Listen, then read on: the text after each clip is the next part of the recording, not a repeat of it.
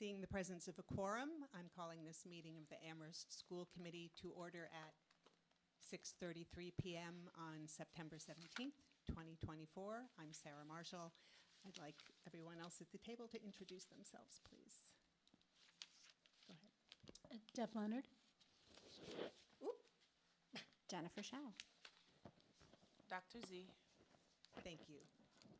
I'm expecting one more school committee member, and there she is. All right, so our first order of business is public comment. There were no comments submitted by voicemail or by email. Is there anyone in the room who would like to speak? Please come forward. State your name and your association with the district, and then you have 3 minutes. Let the record show Bridget Hines has joined. Welcome. Hi, my name's Christopher Hockman. My association with the district is I have one student remaining in the high school at this point, previously 2 in the school system. Public comment, the only thing I was hoping to draw attention to, because it's a multi-year issue that I've observed, and the water fountains in the high school. If you have a chance, I would ask that as board members, each time you come to the meeting, try to use as many of them as you can in the high school while you're here. Take a look at them, take a look at the condition of them, see how many do function and see how many don't function. And remember that when you have an opportunity to review infrastructure and budgets and the like. Please, thank you. That's all. Thank you. Does anyone else wish to make a comment? No. Sarah, Oh, I have a yes. point. I have 2 points of order. Yes. First, I'm concerned that the door is locked because that means that the public is locked out. So is there a way we can find a member of maintenance to facilities to unlock the door? Or could we prop the door open? Is that allowed? Just put a book, the free books back there. Maybe you can use a free book. Thank you very much. Thanks Thank you, for, Tanya. yeah.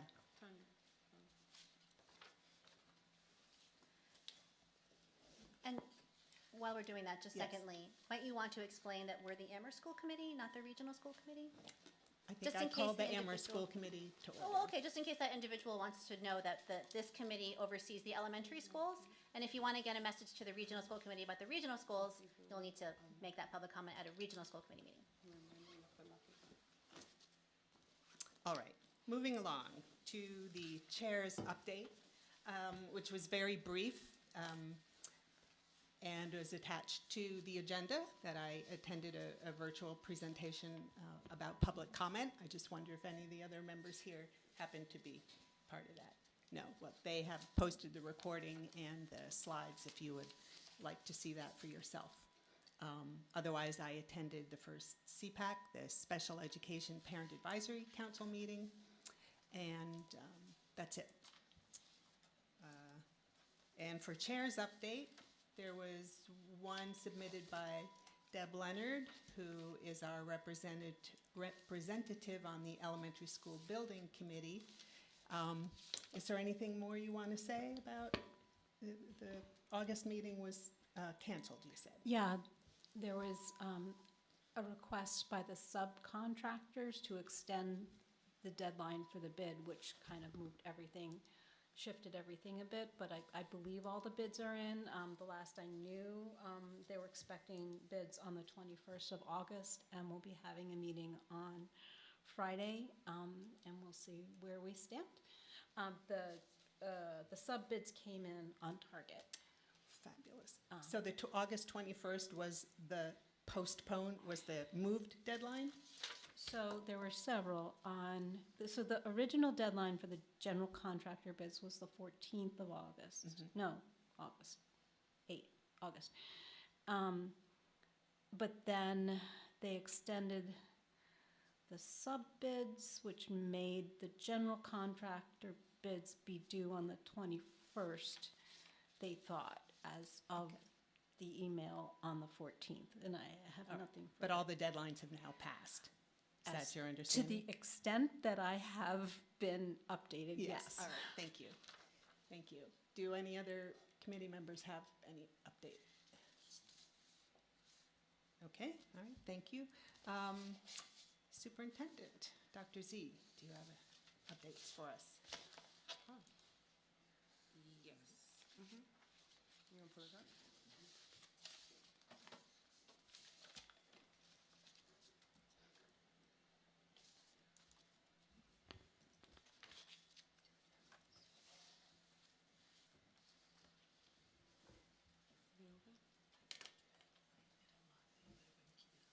open? Okay. Okay. All right, good evening, everyone. So again, keeping with the student-centered theme, it was a wonderful few weeks in Amherst with our wonderful elementary programs. And so I always like to remind everyone of the district priorities: student safety and well-being, healing and stabilization of the district, and data and accountability for equity. This evening, we're going to cover school updates from our 3 elementary schools and our early education center. We are working to make sure that our early education center has an identity of its own. It has life of its own, and so we want to make sure that we recognize the hard work that those educators and students are doing, as well as it's Hispanic Heritage Month, and we're going to talk about budget savings, budget process. So at Wildwood this in the past few weeks celebrated International Dot Day. It was a global celebration of creativity, courage, and collaboration. And so teacher Shay introduced it to his class through Peter Reynolds' book, The Dot. And in speaking with Miss Allison, Principal Allison, she explained that the book talked about a student who was asked to draw something, and what they did was they basically kept their pen or marker on the paper and created a dot. And it actually allows for our students to start to think about creativity, and from a dot, there's great things that happen. So as you can see, we were able to engage with the students that day. We were able to sit in, and students, staff, everyone alike had on their dots, but also there were some, what is it called? Fantasizers? Fascinators that were being worn. And so the energy was really great at Wildwood, and there's great things moving forward on that campus. Next, we have the Red Carpet Thursdays. So Fort River Elementary School, at the beginning of the school year, we rolled out the red carpet for all of our students that attended throughout the district. So whatever school or site, there were red carpets. And so Principal Tammy has now incorporated the red carpet, so where every Thursday our kids walking on red carpet Thursdays. And as you can see, they enjoy it, and they are very, very happy to come into school. So it's really about school engagement. Our early education center, it's all about agriculture and farming and gardening. And so, as you know, our youngest learners, we want to build their fine motor skills. We want to have them explore. And so they took some time to garden, and not just flowers, but also herbs alike. And so thank you to Miss Elizabeth and her dynamic team at the Early Education Center, because they continue to mold and shape our littlest learners. Crocker Farm Elementary. So Crocker Farm had, in the words of Principal Derek, a little bit of a tizzy. And so, as you know, we were experiencing issues with the fire alarm system. We transitioned them to a early dismissal. It was about an hour earlier, and then we had to close the after-school program. But the work was done, however, within the 5 days. However, we weren't able to do the final test on time. And so this coming Monday just passed, we did continue to work Fire Watch. We also worked in collaboration with Amherst Recreational to make sure that they were able to implement their after school and put the Fire Watch in place. So basically, the final stages are in. I think that Crocker Farm is going to be very pleased to continue the school year without continuous fire alarms going off. And I think I want to say thank you to the Amherst Fire Department, because they have been true unsung heroes and support during this time. Regardless of if it went off or not, they were present and they showed up. And so we are truly grateful. Principal Derek and the Crocker Farm family, I think they delivered cookies and some different sweets to Amherst Fire Department as a thank you. And so I am truly grateful to Chief Lindsay, Deputy Chief Olmsted, and Bascom for their hard work and dedication in supporting Crocker Farm and having us come back to full fruition. So we are on our regular schedule as of Monday, and maintenance continues to work and monitor the system. Hispanic Heritage Month. And so what we started on September 15th, it goes until October 15th. And what we've decided to do at the central office is engage others and highlight educators throughout the district, our Latinx educators who have made impact. On Friday, we highlighted Miss Stephanie, and so she was highlighted. And today's staff highlight is Dr. Marta Guevara, and Dr. Guevara has been a vital part of our school district since her hire in September of 1999. Her impact on the district is witnessed by the students and families that she has taught and helped during that time. Over the years, Dr. Guevara has held various roles from Spanish teacher to assistant principal to student services administrator at the central office, and currently she's the director of student and family engagement. Her PhD is in educational leadership from UMass. Marta, as we all call her, is a tireless advocate for student and staff safety, and her commitment to the district's values shine through in everything she does. So she's known for her passion for seeing the whole child. Marta collaborates with staff to ensure every student is fully supported. I'd like to thank her for her unwavering dedication to students, families, and colleagues as she continues to make a lasting difference in our community. So thank you, thank you, thank you, Marta, for your relentless care, leadership, and advocacy. And what you'll see is every other day, we'll be highlighting in honor of Hispanic Heritage Month, one of our Latinx educators.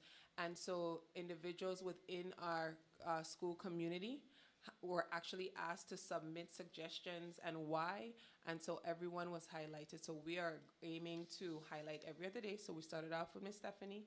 Today is Marta. And then I believe tomorrow or Thursday it'll go out. Thursday it will go out. With our next highlight based on staff suggestion. So we are honoring our Hispanic educators in Hispanic Heritage Month. Our budget process. I'm making the budget process a standing conversation in all of my superintendent's updates because I think numbers at this point. So after identifying gaps in our central office, coming into this role, we looked at processes as well as different assessments of the areas.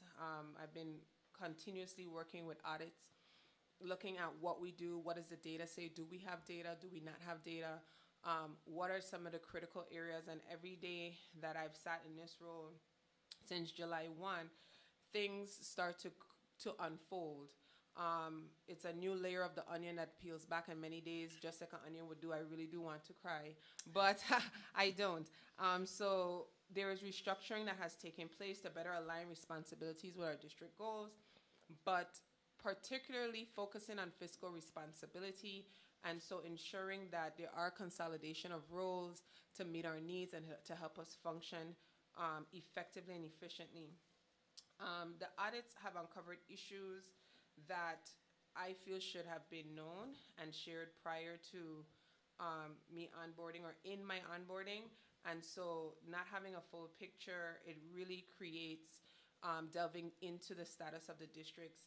And so what we're doing in terms of the FY26 budgets is looking at alignment of services, delving into specific numbers, looking at our personnel more in-depthly, looking at what are the critical costs, operational costs, what are they truly based on trends, and then projecting out.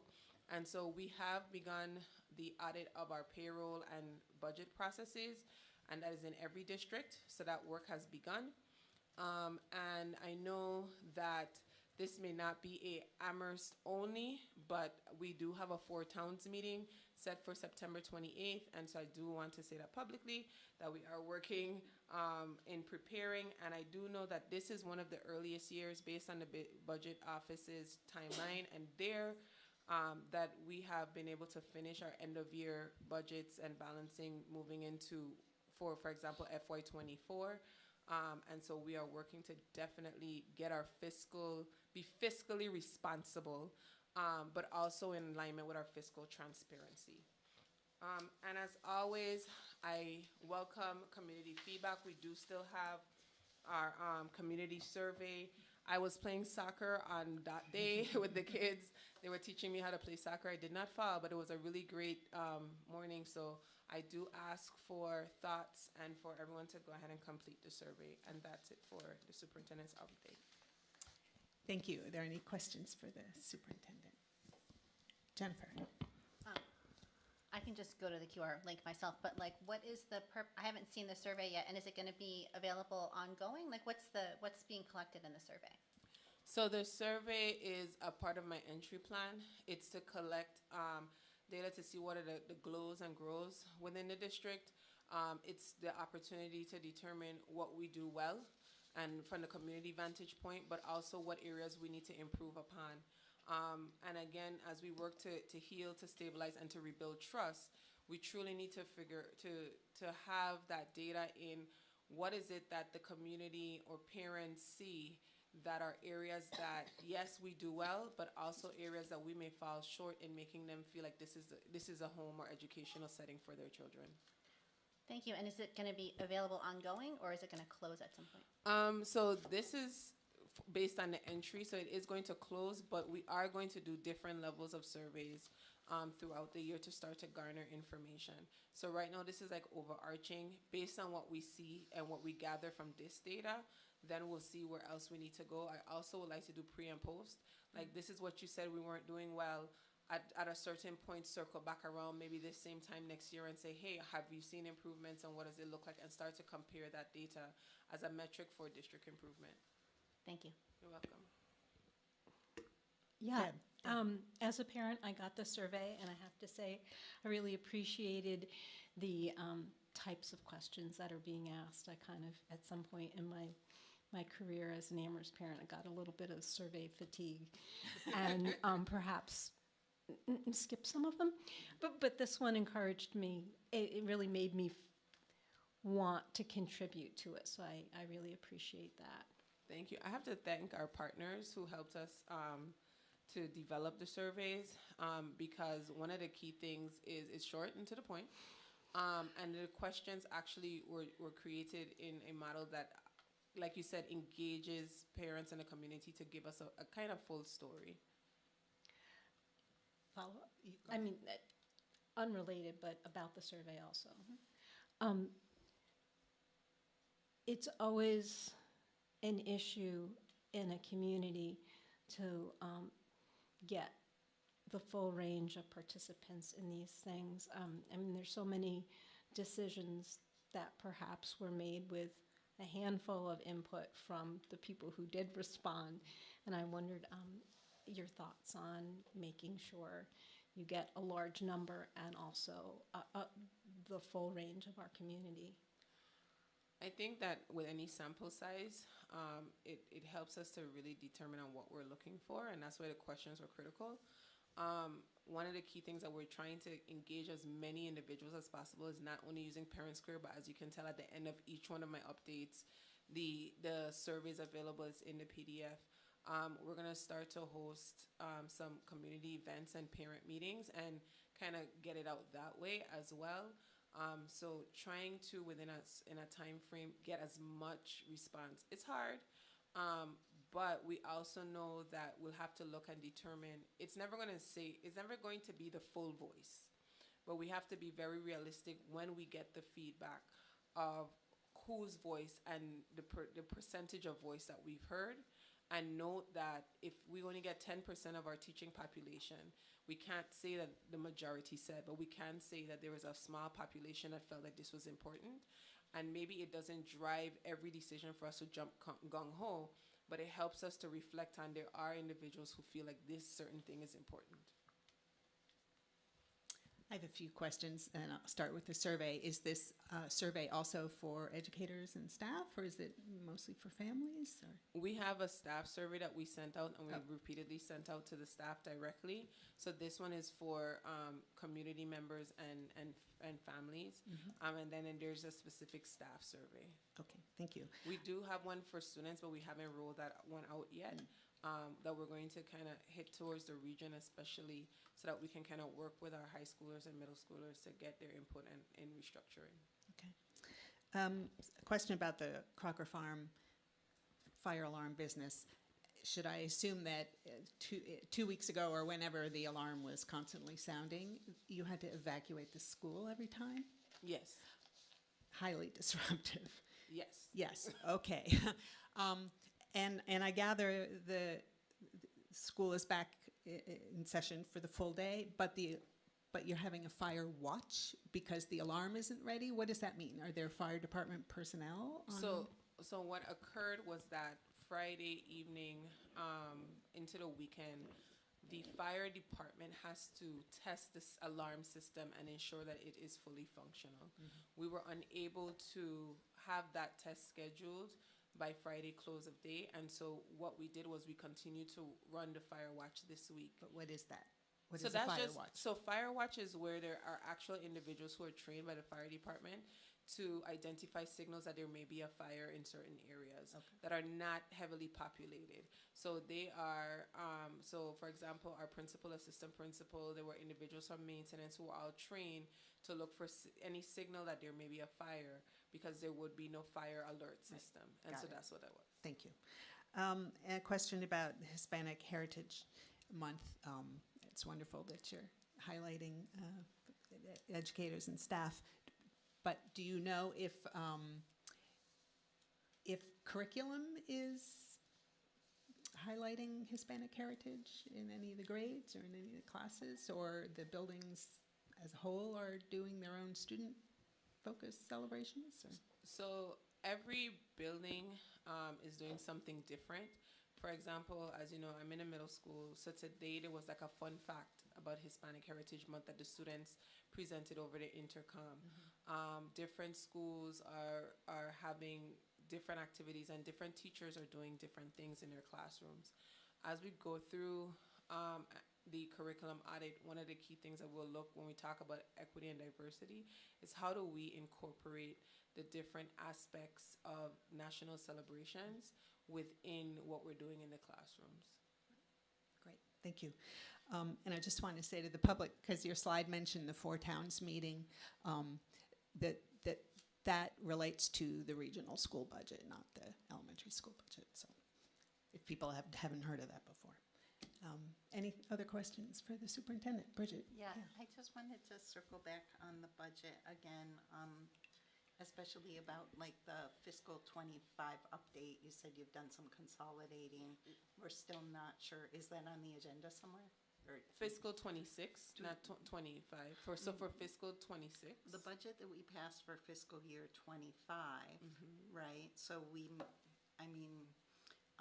I know that the state money that came in was a bit over in some categories. Oh, we a have bit that under. we have that to talk about Okay, tonight perfect. in terms of That's fiscal coming 25. Thank you. And Perfect. what we're going to speak about in that, and then in terms of how it affects fiscal 26 and some of the moves we're making to plan ahead.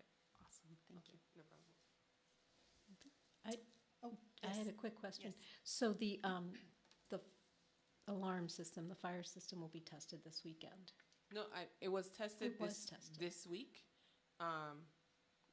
Yesterday, thank you. It was tested yesterday, so we're and good. it's- Yes. Great. Wonderful. All right, thank you for that report. Next, minutes.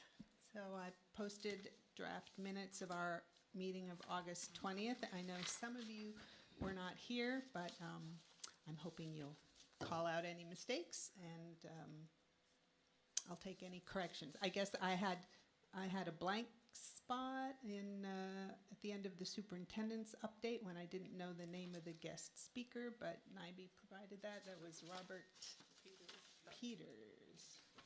Thank you. Any other corrections? Did everybody have a chance to read them?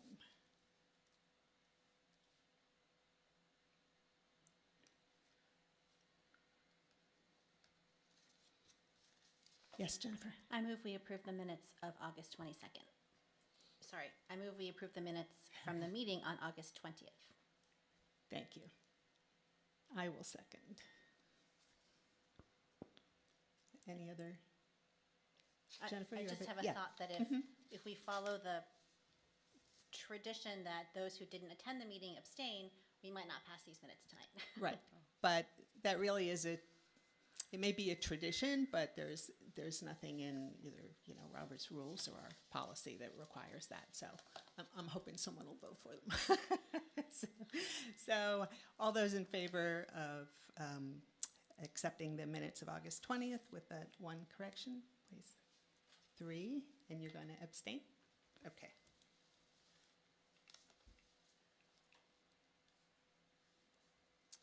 Thank you. I'll get those posted.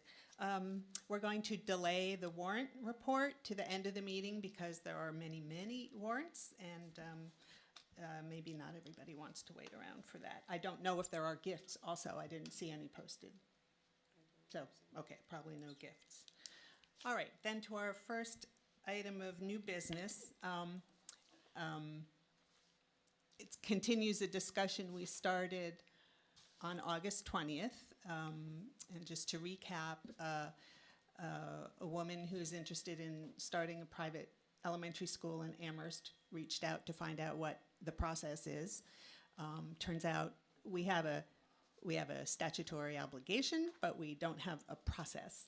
And at the August meeting, the committee directed me and the vice chair, Irv Rhodes, to develop, or in any case, come back with a process that was more detailed than just dropping the whole thing on the lap of the superintendent, who is indeed very busy, I understand.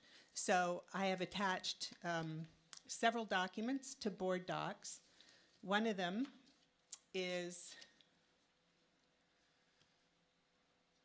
Amherst School Committee Policy, LBC, draft process, all right? So we already have in our policy manual a policy LBC that applies to the region and Pelham and Amherst. But as Jennifer pointed out last time, it is entirely and only the responsibility of the Amherst School Committee to approve or not approve any request for a school for any grade, K to 12, in Amherst. So that means this body can establish its own policy. So, excuse me, what I discovered, and I wish I had known last month, is that the Mass Association of School Committees has a draft policy, and I've attached that to board docs. It's certainly more detailed than what we had, but I looked through many of the policies of other towns and found the Wellesley policy, which I've also attached, is clearly based on the MASC policy, but more detailed. And in particular, what it adds is those factors listed by the state's Department of Education, DESE, in its guidance from 2007. So the MASC draft policy just sort of referred to, go through, give the applicant the checklist. But it was entirely unclear what was meant by checklist. Well, so I asked MASC, and what is meant by the checklist is that list of factors in the DOE advisory.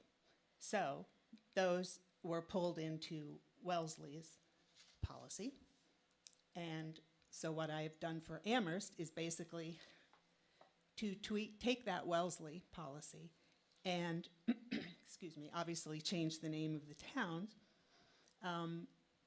but then highlighted in color, if you're looking at it on the screen, language that I would suggest we change, but I'm completely open to suggestion. For example, item 1, the private school applies in writing for approval. The Wellesley policy says 1 year in advance. I don't know, that's a long time. How about at least 6 months? So green is what I am suggesting, and so that would modify the Wellesley policy. So there are only a few such suggestions. I have not run this by our attorney. You know, I want to hear the committee's and the superintendent's feedback before I do that, but we do,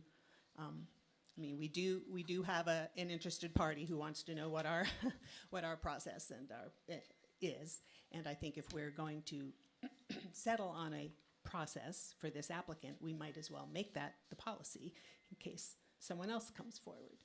So, open for questions or comments. Jennifer. So I am still very not uninterested in having the superintendent have any formal or policy responsibility in this process. This process is not the superintendent's job or purview or responsibility. It is completely the school committee's job, our purview, and our responsibility. And, you know, possibly if we were in a position where we had a long-time superintendent and didn't have a budget crisis and needing to rebuild trust and rebuild community, possibly I would be okay with delegating the school committee delegating this to the superintendent. I still wouldn't want it to be in the policy, but I still would think that it's something we could do if the school committee felt comfortable doing that. But anyway, we're not in that situation. We have a new superintendent. We have a lot going on in our district. Approving a private school doesn't benefit our districts at all. And the work of the superintendent and the work of the central office to do this would take away from work that needs to be done in our districts. So I can't approve this draft the way it is, regardless of the timing. I'm okay with the checklist and the criteria, but for the procedure steps, I would want to replace superintendent with the school committee or the school committee chair in all of those things. So the letter of application is sent to the school committee or their designee. I mean, I think we can leave room for ourselves to designate someone and have that be broad and have the committee decide who to designate that, who the designee would be. And perhaps in some future year, we might designate the superintendent, but I wouldn't want to put that in the policy. So I want this is, you know, Mass General Law says that this is our responsibility, not the superintendent's responsibility, and I don't want the superintendent to have to take any of this on. Certainly not this year, possibly in future years, but I don't think the superintendent should be named in the policy or the title named in the policy. And I think that this needs to be a school committee responsibility. I heard you say last time, Sarah, that you don't think that we are qualified to do this, to approve a curriculum. But the Commonwealth of Massachusetts doesn't care that we don't think we're qualified. They give that job to us, the school committee. We do have a school committee member, Mr. Rhodes, who is a former public school teacher and public school administrator. Maybe if Irv were here, I would be asking him if he thinks he would be interested in being the point person to, maybe with him and one other person, to like review the curriculum and be the point person for all this and then make a suggestion to the committee. But I'm still firmly on, I don't want the superintendent to be formally or procedurally or in the process involved in this right now. Bridget? Thank you. So yeah, when I read over the draft minutes, I also noticed what Irv and Jennifer had both said at the last meeting about not burdening the superintendent further, you know, especially at this new point in her role. But in general, I think we've hired her to benefit our students, right? So I agree with Jennifer on that. I was thinking maybe 2 school committee delegates, and I'm not so worried about professionalism. I mean, you taught schools, Sarah, Deb works in schools, I work in schools, Jen's in higher ed, Irv's taught as well. Like, people don't come to school committee usually blind to what the elements of a good education are, so I'm not as concerned about that.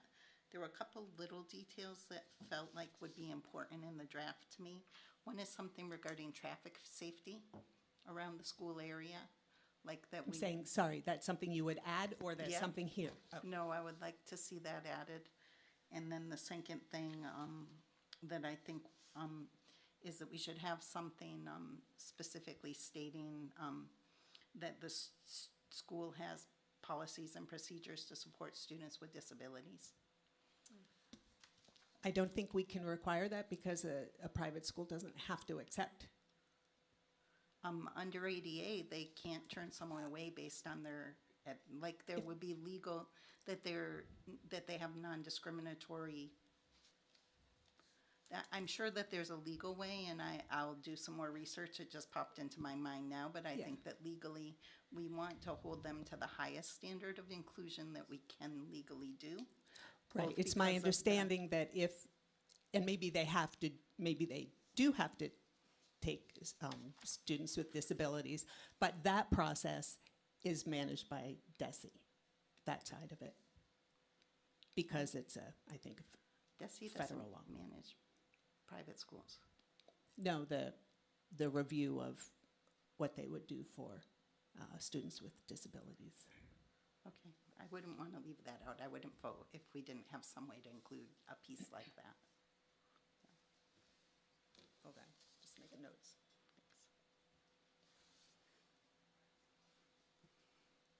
And obviously, Irv is not here, so I'm a little hesitant to speak but for him. But he and I met about this because you asked us to, and he is completely on board with this and agrees with me that, or agrees that this is an appropriate policy. I think his concern was not leaving it to the superintendent to figure out what the process is going to be and to design the process, not that the superintendent wouldn't be involved in the review. So I'm confident that, I mean, unless he's changed his mind, he supports this draft policy, but that's all I'll say about his point of view. Yes, Dr. Z. I want to comment on the timeline. I think 6 months is unrealistic.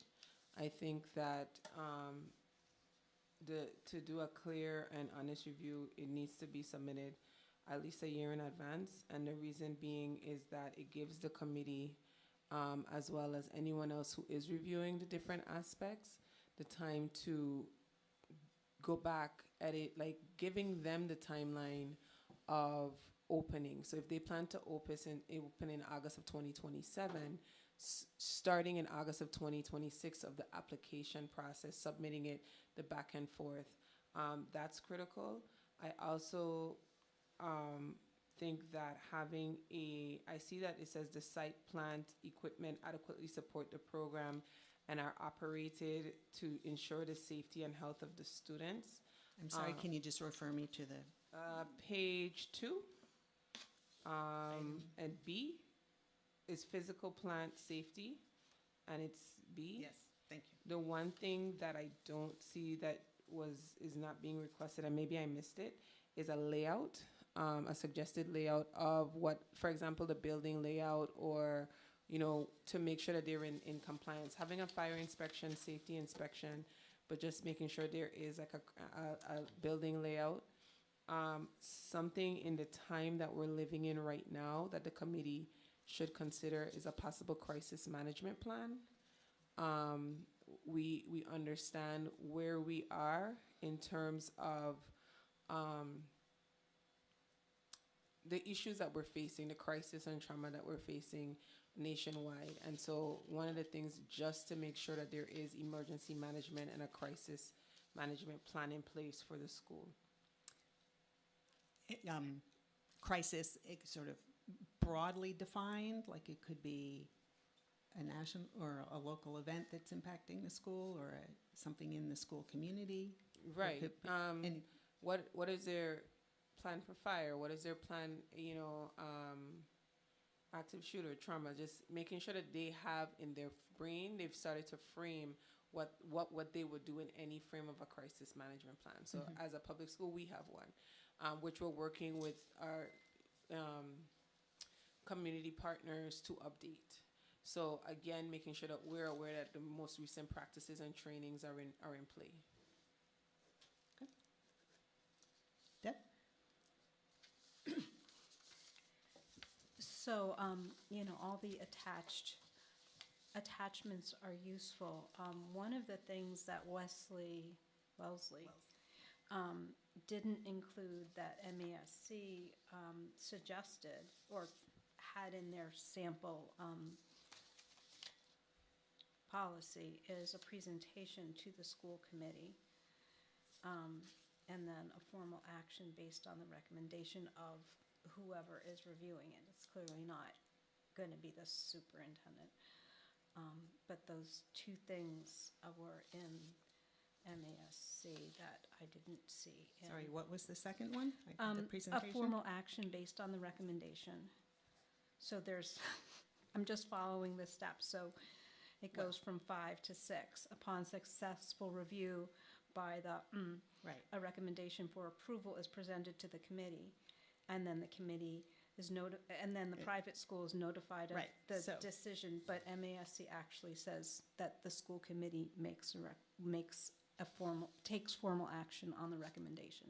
That was just, I don't see why we wouldn't put that in there. And I think the presentation makes sense. I wouldn't die on that hill, but I don't see why it wouldn't, and it provides a context for the encapsulating information to be read into the public record.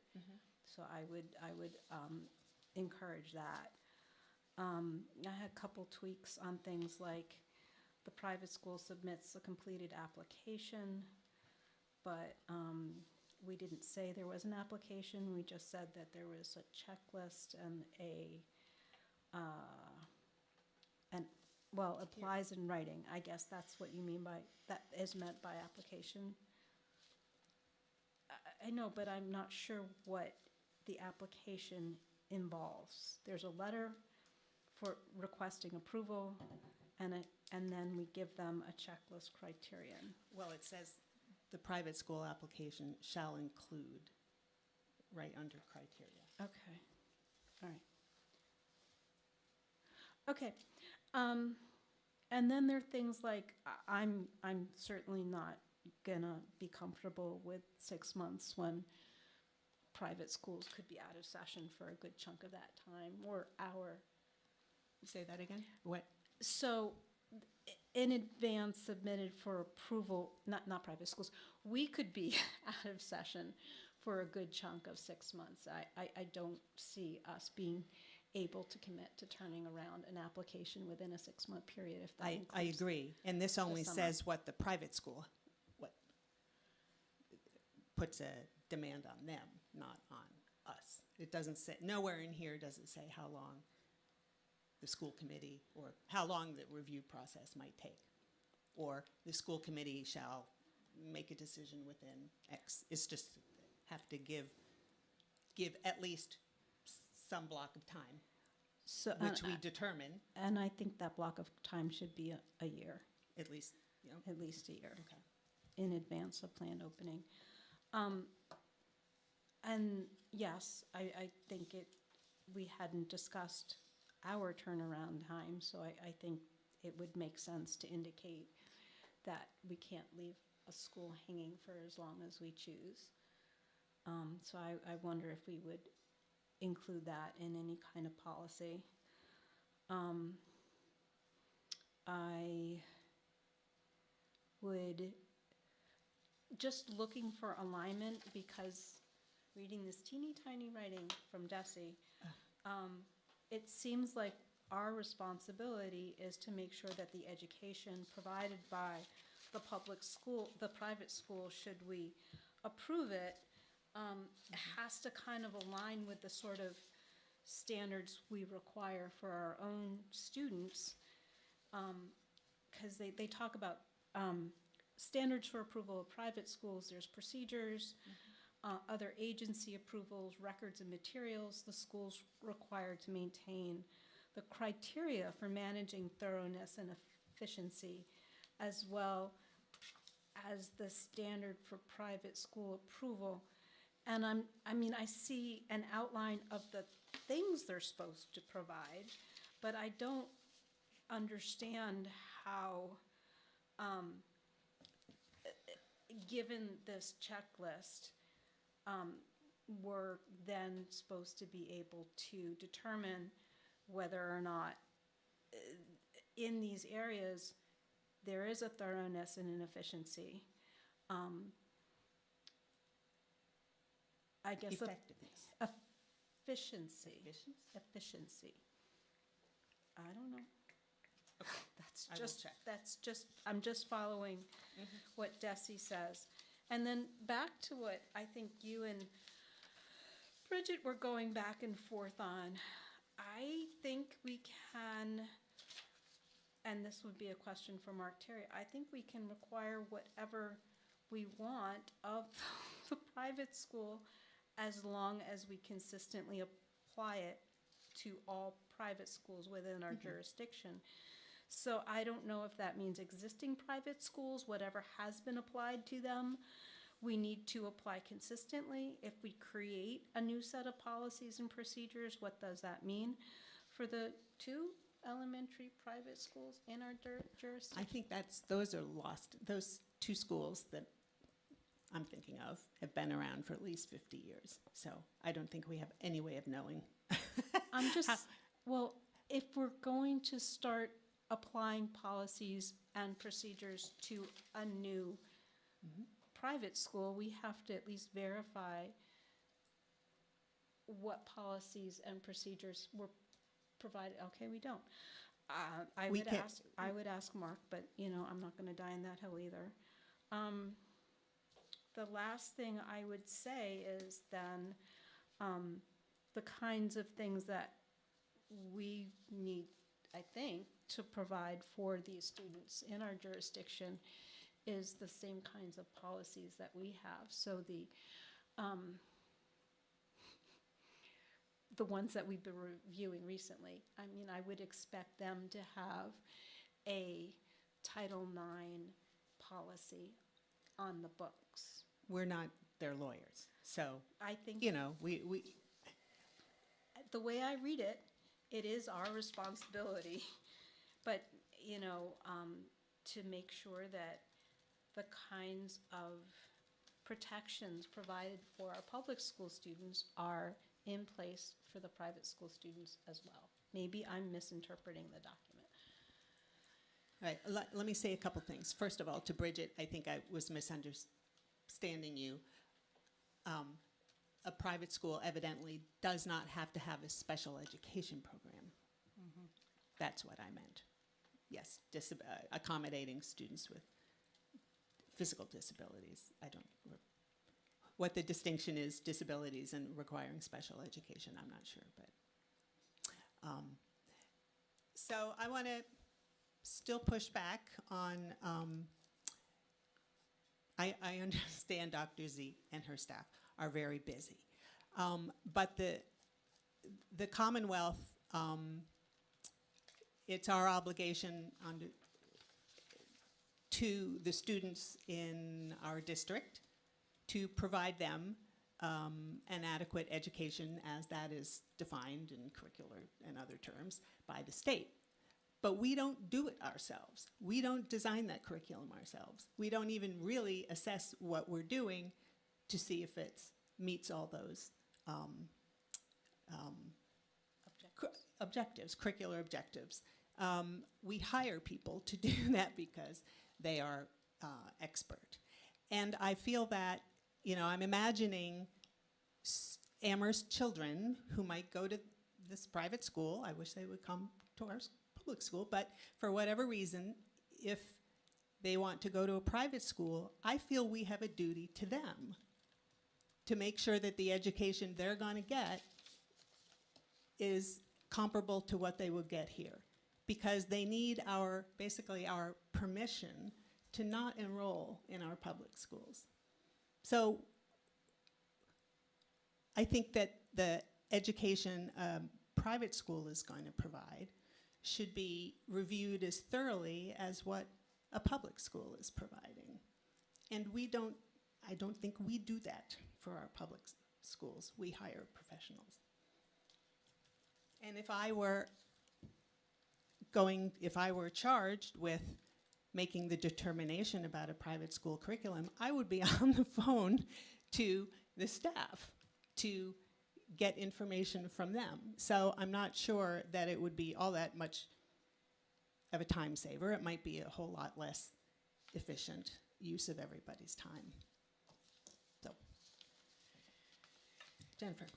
I have a few just other comments I want to make. First, I appreciate you showing us the MASC reference policy. MASC writes these reference policies as suggestions, but MASC is not infallible. And I know from my experience on the policy subcommittee that sometimes MASC's reference policies like don't make any sense or are outdated. This one says it was from 2020, was reviewed in 2022, but like they're like it's not. We don't necessarily have to go with what their reference policy is, but it's nice that they have examples. So yes, I agree with you, Sarah. We have a duty to the public. We have that duty, not the superintendent. So I'm again saying that like it's our responsibility. We can fulfill that responsibility however we want, or however we think is best. I think it's best to not involve the superintendent at this time, or the central office. We need to figure out, if we want to do what's right for our constituents and our public, we need to figure out a way to do that. I don't want to see the superintendent named in the superintendent's title named in the policy. That being said, I do think we need a timeline in the policy for our response time. So, because I'm in agreement that it needs to be at least 1 year for the school to apply. 6 months is way too short. But like assuming a school is going to open in September, like let's say the school wants to open in September of 26, so they would need to apply by September of 25. But then how long would it take on our end, however we do it, how long would it take us to give them an answer? They probably want as much time as possible to like get the official go ahead and then like start recruiting students, et cetera. So I would think they would want an answer within 6 months, say.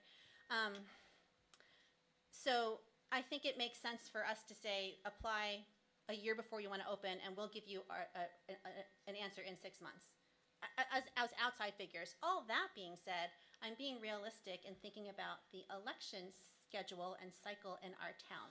So let's say the school wanted to open on September 26th, they apply on September 25. We're going to have an election in November of 2025. It's entirely possible the entire committee could turn over.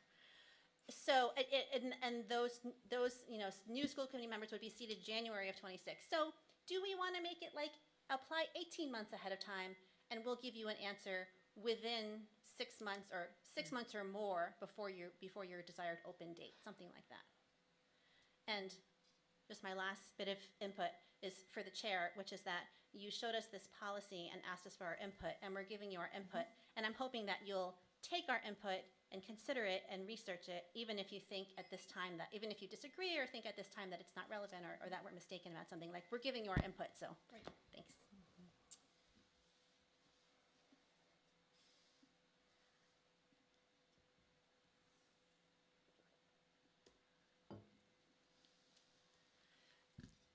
I have Yes. a question. Yeah. I'm trying to look up quickly. I'm not going to wade into the should the superintendent do it or not.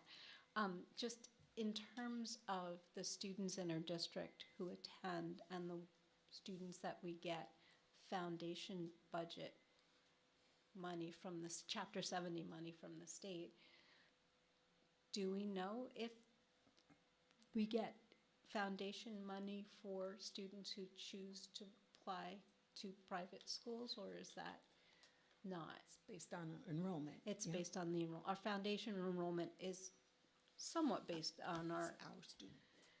Okay, well, I've had a hard time getting those numbers to add up then. So then I will wade in and say that we do not have the financial resources to assess students who aren't going to attend our school district. So the paid members of our school staff should not be asked to do that. I think it is our responsibility.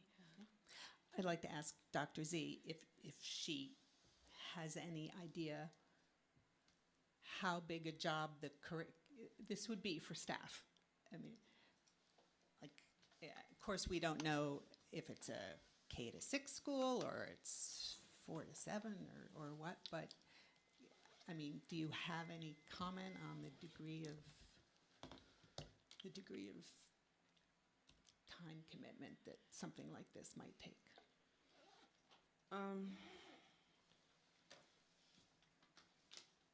So it would depend on what we're checking off. So first of all, it would take us looking at a physical plant. Once fire safety, they review and they inspect and they give their overarching thumbs up. That's really a tell-all. You mean like the fire department? Right. Once they do their fire inspection, safety inspection, they give like a clearance, a permit to go through. Making sure that it's compliance. I wouldn't, because that's not my forte, so I would depend on like my facilities director to kind of look over and make sure that what they're stating would be in compliance. In terms of the curriculum, what we would be looking at is to determine age appropriateness. When it comes to private schools, parochial schools, we really can't tell them what to teach, what standards to teach. We would just be kind of similar to what we do when it comes to homeschool, making sure that it's age appropriate, it's within alignment with DESE standards. So it would all depend on the amount of grade levels, the school that would be required to be open, and then like very similarly to the homeschool standard, which is what we do right now, review that to make sure that it's appropriate. School staff, again, they're asking for qualifications, so looking over that. To give an estimate of time, it'll take some time to review. And it'll take time for like the query and everything else to come back to make sure that there's nothing that individuals can't or that doesn't come up as a red flag. I know that currently, since taking the role, one of the things is that if there's a red flag that comes in on a query within the district, I have to approve anyone working within the district to continue to work within the schools in the district. I think that it's going to require work. But again, for me, I'm student-centered, so if it's for children, I would want the best for any child. I would want them to come to our public schools, but I would want the best for any child. I think that one of the critical things that I would like the committee to look through the lens of is how would this function regardless of who's in the seat? Regardless of who's in a committee seat or regardless of who's in a superintendent seat, what is the best possible process to benefit the children of Amherst? Is it that the committee members make the decision? Is it that you write it that the committee members with consultation, if they come and they do a presentation at a committee meeting, I'm seated here, superintendent is seated here because they have to be here anyway. So it provides that. Is there a review? Is there a recommendation? For me, my suggestion would be, do not think of the person. Think of what is the best possible process for the children of Amherst. Any more comments before we move on? Yes, two very quick things. One is just to go back to the point about policies regarding non-discrimination or students with disabilities. I just say that the language says that the studies need to include thoroughness and efficiency of the studies, and that, all the available research says that those conditions are the baseline for academics being thorough and efficient, today. So it feels to me like we have to at least ask them to share the policies regarding non-discrimination and their plan for supporting students with disabilities if admitted. Not every student would be admitted, but under those conditions. And then the last thing was just, I was thinking about our process a little bit. And there's certain times a year where our agendas are really, really booked, and other times where they're a little lighter. And I was wondering, if we put a date like, as an example, to have this submitted on June 15th and would be turned, to be approved within 90 days or within 120 days or something like that, or even 6 months, like Jennifer said. But to think of not, what we don't want to do is get, you know, several or even one application in September and think of like, I think of the track with the regional and how many meetings it was getting passed through in March or April, you know, and even our budget. So I think if we could think as a committee about our workload and what times are lesser in terms of the dates that we write in as a process, it could be helpful. This, yes, our workload is an issue, but this work wouldn't happen in the committee, I don't think. I mean, not in public meetings. I guess I mean- it depends how we I mean, formulate the yeah, policy. I mean, Yeah. I thought it seemed like, I think that's still an up in the air question, but it seemed like there was a consensus developing more to have the superintendent not as involved and to have us more involved. right, so. that doesn't.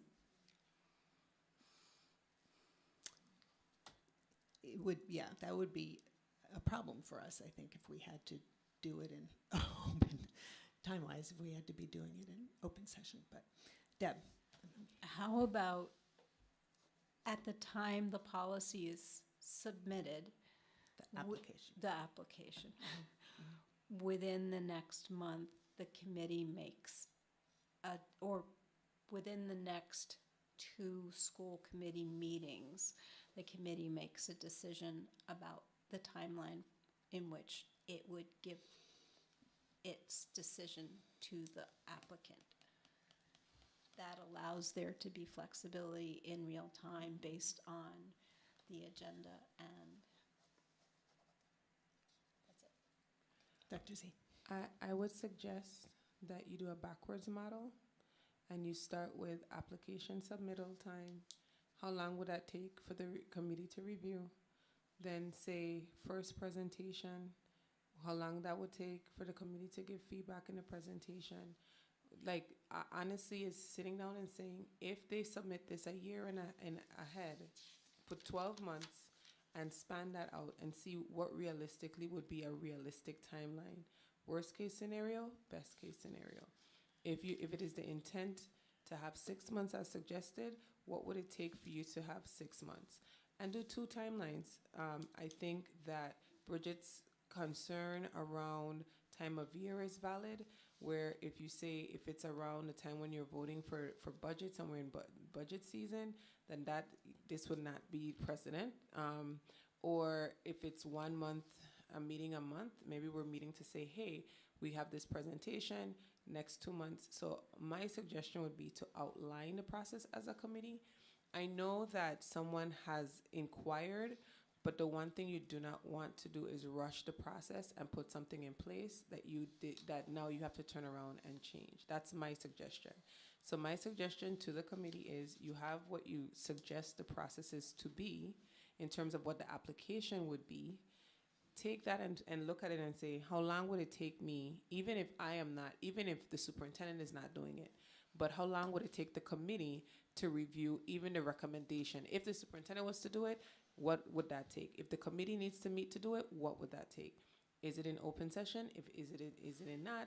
Like, really sit down and hash it out with a clear timeline. And once you have that timeline, I think then I would be able to critically say, because really, I think we spent around 30 minutes right now just discussing the policy. Yeah. I can't imagine what's going to happen when you have to go through the full, like, the application. And so would that application then require just a committee meeting just for the application to be approved? Let's make this the last thing, because yes, we need to move on and we'll consider this further. Sorry. So I appreciate your input, Dr. Z. I have a suggestion about the policy, which is, and I also appreciate your suggestion about thinking about who, not the specific individuals who are in these seats. So I've become a big fan of subcommittees. I mean, a subcommittee's job is to do the work and the research and the legwork, not make decisions, but then make recommendations to the full committee. So my suggestion is that the policy would be something like, we would charter a subcommittee that included 2 school committee members, and that we say in the policy, the subcommittee can include non-school committee members. So it could be the superintendent, it could be a volunteer from the community who has the appropriate experience, and that subcommittees can be much more agile, they can meet more frequently, they can do all the legwork and all that stuff, and then make a recommendation to the school committee, or report back to the school committee regularly. So that's my suggestion, is to rewrite this to charter a subcommittee to do all that and make a recommendation to the full committee. All right, okay, thank you. A lot of good suggestions and feedback. I would also probably like to speak with our attorney, just to see if he has any concerns about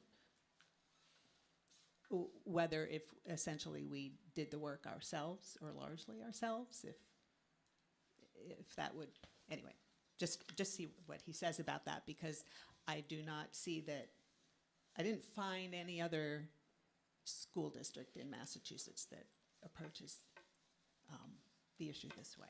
So, all right, thank you. Next, committee self-assessment and goals. We still don't have our full committee here to discuss this, but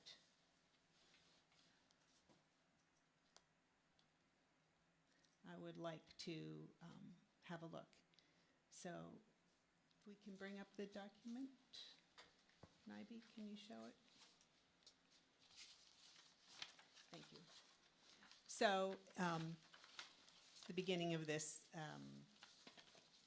memo will sound familiar. I asked Sarah Bess from the region if I could plagiarize her summary, and she said yes. So I've modified it to be specific, of course, for the Amherst School Committee. There were only 3 of us there, Bridget, Irv, and myself. So I hope you've had a chance to look at the comments that were submitted relating to these aspects of committee self-assessment, such as how are we doing communicating with the public, or our relationship with the superintendent. And then I also added Jennifer's, the comments that she had sent in earlier. So does anyone have anything to add, or they want to highlight, or strikes them as interesting, or something that they would like to focus on for the year ahead?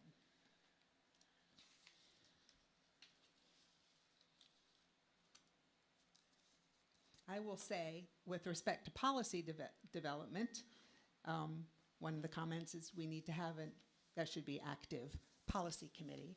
Well, we've learned that we are our own policy committee. And now, of course, we have the joint policy committee with the region and Pelham. So I think that provides us a good pathway for, modifying any policies we might want to address. So.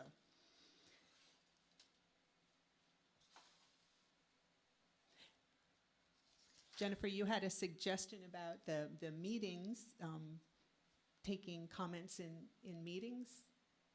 You noted that Sarah Bess puts names down. This is such a small group. I just go down the line and go back and go down the line. Does that seem all right? They're only...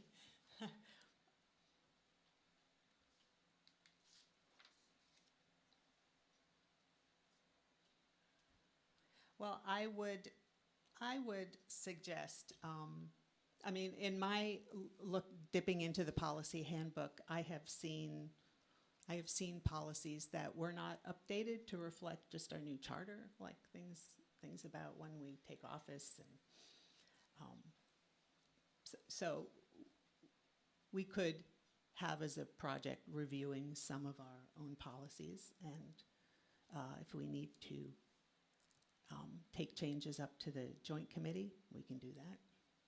So, Deb? I think MASC, who are not infallible, has a program in which they do review your policies and make suggestions for updates. So if you wanted to do that, if you wanted to do all of our standing policies, it's perhaps beneficial to let them take a first pass at it. No?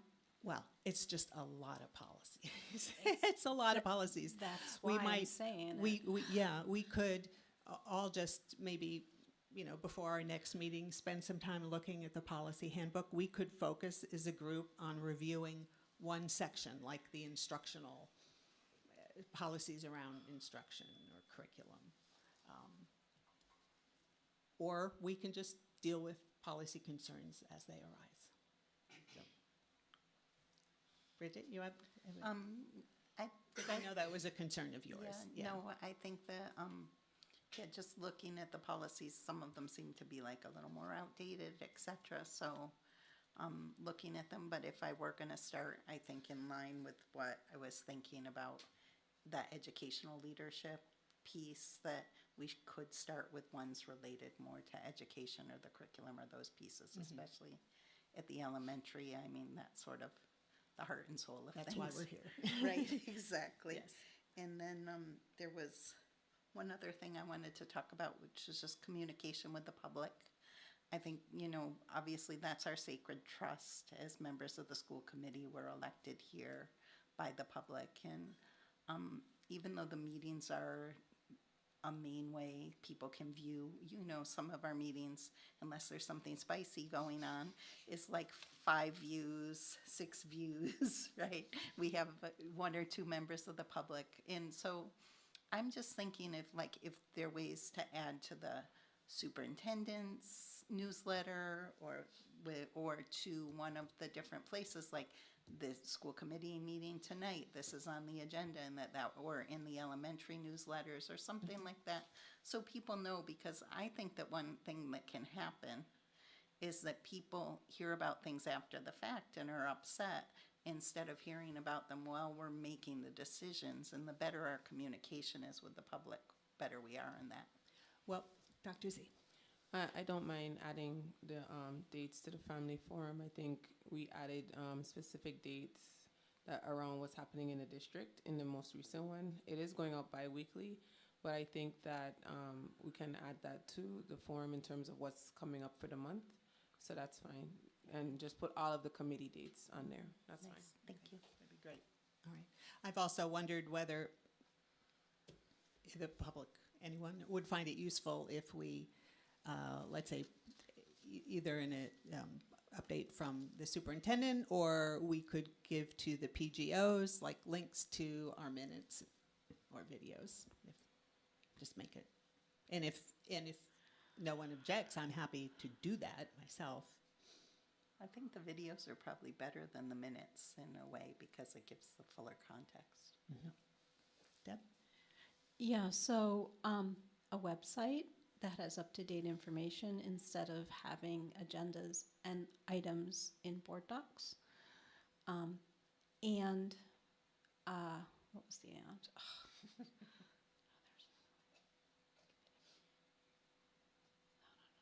Sorry, I still feel like I have COVID brain. There's a second one, but can I take a second? If it occurs to you. But I want to move on unless someone has anything else to add. So if it comes to you, just let me know and we'll come back. But I want to ask, Nabi, or is the staff available now to speak to the budget? Are they online or whatever? Oh, okay. Super. Then we'll close this discussion for the moment and move on to FY25 budget update. Oh. Go ahead, quickly. Tewksbury has an annual agenda, and I think it would be, and that's sort of one way of making, there's some things that are routinized. And if we had a one-page annual agenda where people knew what to expect, that could help with some of the communication issues. Okay, thank you. Thank you. All right, so the FY budget update, I asked Dr. Z if this could be provided, specifically addressing comments made by a member of the public, I think at our previous meeting, about additional money coming from, more than had been anticipated in the budget, and things we could do with that extra money. And I wanted to find out first whether that person's take on the situation is accurate or not, or really getting money, or what. So I will ask Dr. Z to take over now. Sure, and Shannon will join in on it. So in essence, Sarah, thank you for providing clarity. And what we researched and found was that the final Chapter 70 receipts provided an additional $72,816 positive variance in the town's budget. But Chapter 70 is one line item out of thousands in the town's $97 million budget. So we do have a link that we will share in terms of the town's FY25 budget. Those funds were not specifically line item for the schools. And so what we have looked at in analyzing the FY25, what the town appropriated, a 4% increase over FY24, the town may or may not have negative variances in other departmental budgets that they appropriated the additional $72,000 to them. So the $72,000 isn't specifically on the cherry sheet, isn't specifically for schools. It is for the town of Amherst. Right. And so what we have looked at in terms of a more collaborative approach, as we close out FY25, we have determined that, not 25, FY24, we've determined that in actuality, focusing in on approaching the town for FY25 and asking for that variance would actually not support us in our, would be better supported if we look at how we can plan for FY26. And so our focus really is in fiscal year 26, and ensuring that any additional funds that we may need, we can actually draw from school choice if we have any minor deficit, because that goes into a revolving fund. However, in meeting with the team, what we determined was, in honesty, leaving FY25, not approaching the town for that additional support in terms of the $72,000, because there are additional line item budgets I was unable to have my monthly meeting with Paul this week because of a death of a staff member at the on the region side. And so, but in meeting with the team, the $72,000 really, in terms of asking for any increase on FY25 at this point, would not be prudent. What we are focused in on is planning for FY26. Thank you. Is Shannon going to Go make a into the- presentation? Or Yes, or I so- just wanted okay. to, okay. Background. Thank you. Shannon, you could go ahead and open up for the FY24 quarter 4 update. Can you test your audio, Shannon? Can you speak so I can hear you? Hold on, Ivy.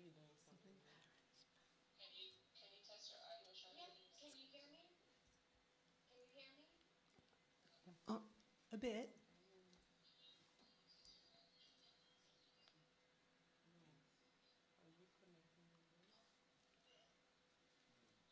Okay, Shannon, we can hear you.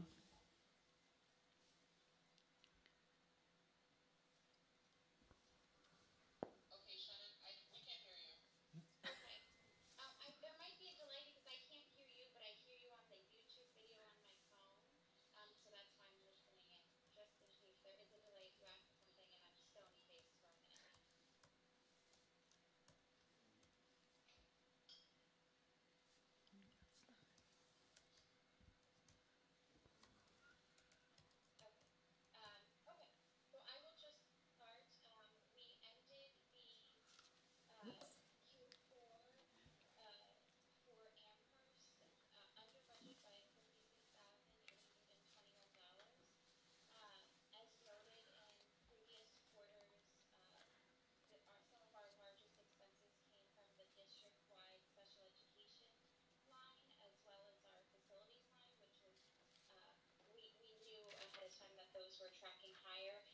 special education line being high is due to the need for specific student services, along with contracted out services for vacant or leave of absence employees that are out on leave of absences. The facilities tracked over as a result of unfilled trade positions and inflationary pressure on custodial supplies, and of course the trash removal that we've talked about previously. The transportation was higher, mainly due to some additional vehicle maintenance that had to be completed. We did know the program and development line, that was not tracking as a concern in Q3, but in Q4 we did see that Shannon? higher, and part of that is related to a new K to 3 dyslexia screener that we had to purchase that had to meet DESI and, oh, I heard you, but I had to pause. Shannon, can you turn, because we're getting a feedback from your phone, can you hear me better this way? Oh, yeah, that's perfect. Sorry, I didn't realize you heard the phone as well. Okay, that's fine. Okay, It worked like go both ahead. ways. Okay, so what I was saying before is that the program development line, we didn't see that as an issue in Q3, but now we do see that it came out higher in Q4, and I went back and looked at those account lines to see what were those costs. So I identified that we had a new K to 3 dyslexia screener that we had to purchase, which was it had to meet DESI and Massachusetts guidelines. So that was on those lines, and we also had some curriculum services and supplies around the new iReady Math program that was not supported by the HQIM grant that we received. So those are the main expenses that increased that line, and it's highlighted in yellow. We did transfer funds from expenses to salaries that was previously approved by the school committee. The part of the increase in salaries that we see was a higher cost in translations, uh, salaries, the special education van monitoring, and the need for substitutes at a larger rate to cover staff's absenteeism and leave of absences when we have to cover staff that are out for longer term. Um, all in all, though, I'm very satisfied with how the quarter report came out. We are under budget, and we're in good shape for 24. And I'd also just like to add our end of year report for FY 24 in Amherst has been completed as well. Great. Thank you. So some, Now we can't hear anything. what? You're She back. can't- You're good now. Go ahead. Can you hear me? Yes. All right, thank you. I think some committee members have questions. Jennifer? Thanks, Shannon. So just so I'm reading this report correctly, the available budget column is the difference between the fiscal 24 expenses column and the revised budget column? Yes. So the available budget column is sort of like the over-under. Yes.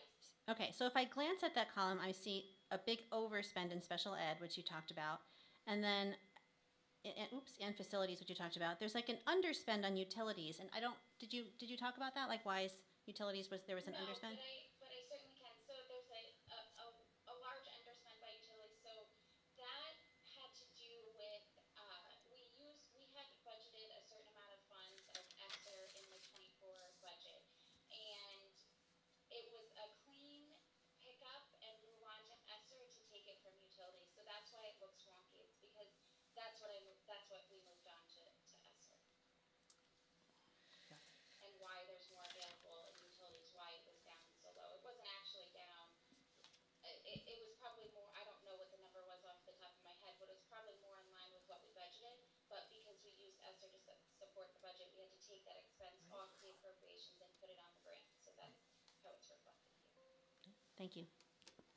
I have a couple questions. I don't believe we can hang on to money that we don't spend, or can we? So what happens, I know there's an E&D at the, I think at the region, or maybe that's here.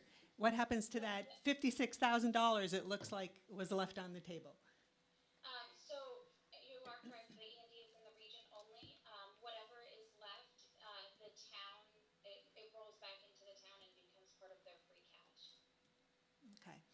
And secondly, were there any ESSER funds, and if so, how much remaining in ESSER funds to apply to the 2025 fiscal year budget? I don't have that number off the top of my head. It's around where we budgeted for 25 support. So I know I have no concerns on that. So what I would say is if we look back at the 25 budget and see what that amount was, it's right around there. Okay, great. But I don't know it off the top of my head. That's fine. Deb? I think it's $500,000. That's what's applied. Right, but it was also a guess, Yeah, a little bit based on a guess of Right. how much would need to be spent Okay. last year. So, you have a question now? Yeah, I do. I like numbers to add up. I'm that kind of person. And I understand that there have been multiple budgets. The 25,933, $25,933,000 is what we've been seeing over the course of this year as these quarter reports come out. I'd just love to see a document that has that number as the budget, because on the town website, there's two other numbers for the general funds. One is 26,827,462, and another budget, another number is 26,017,095. So I'm just looking for resolution in my little nerdy brain that 25,933 is somewhere that I can find. So for clarity, Deb, is your concern because they're saying that every quarter that this was presented, the 25,933 was consistent. Yes. So is the issue that you're seeking clarity from the district or is it from the town? Just to be clear. Well, from the district, yeah.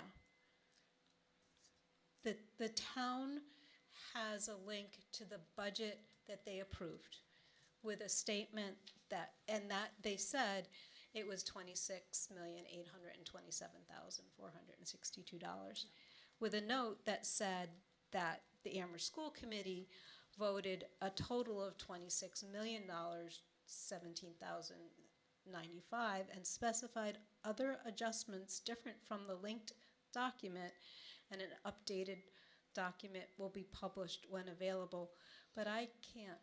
I found the document that corresponds to what's on the town's website, but when I looked on our Google Drive, I couldn't find anything that. Can I make a suggestion? Yeah, That you call Shannon. I can do that. Yes. I'd love to. Yes. No. No? No? Yeah, and I wasn't expecting that. Really? And no, I say that because the protocol is actually you're supposed to call Oh, me. okay. Okay. And then I connect you to Shannon. Could so, she send an email with her question to you or something like right. that? I was actually going to see if Shannon, because she was going to chime in, see if she can provide clarity. If she knows. But, Right, and yeah. then yes, please send your question so we could clarify. But Thank go ahead, you. Shannon. So I would say I don't know off the top of my head. My first thought was I wonder if capital was included in those numbers that you have. If you could share that with me, and then I can provide feedback and clarity for why it is the way it is. But I do know that I confirmed with the town, and the town confirmed with me that there was 56,821 rolled in. So I have no thought that this is incorrect to that extent. So I just want to say that. Thank you. Then the next question would be, could we get a reckoning that also includes the revolving funds? This is the general fund. So what I would say to that is our end of year report has every source of funding that we have used. Yes. And it's all categorized. It's pretty in depth. I'm happy to share that with you. I'd appreciate that. Thank you. Bridget? Just two quick questions. I'm wondering, which of these overage trends did you foresee enough that they're projected into the fiscal year 25 budget? Or to what extent are we going to expect to see some of these same areas going over? That's my first question. My second one is just really, I think it was said, but I missed it. What was the total utility spend before the money was moved around? The total utility spend before it was moved, I'd have to look up. I don't have that in front of me. In regards to 25 and tracking, we're going to do a Q1 update in October, I presume, which will give us the beginning of an idea. But Q1 is always difficult because the first month and a half, the school hasn't started. And it's also going to be stranger this year because we did have ESSER funds that we were going to use by September 30th, which is going to impact this and make it look like we spent even less because of that. Um, so every year we review our expenses and all of the different buckets of money that we can apply, including the circuit breaker and IDA, and we make adjustments for sped depending on what we believe those costs are going to be. So it's our hope that we're on target, and we'll have to see how things shape out. There could be a student that comes in that does need a lot of extra support with special education, and sometimes those costs are not always predictable. So that's what I would relate to that. I do want to say that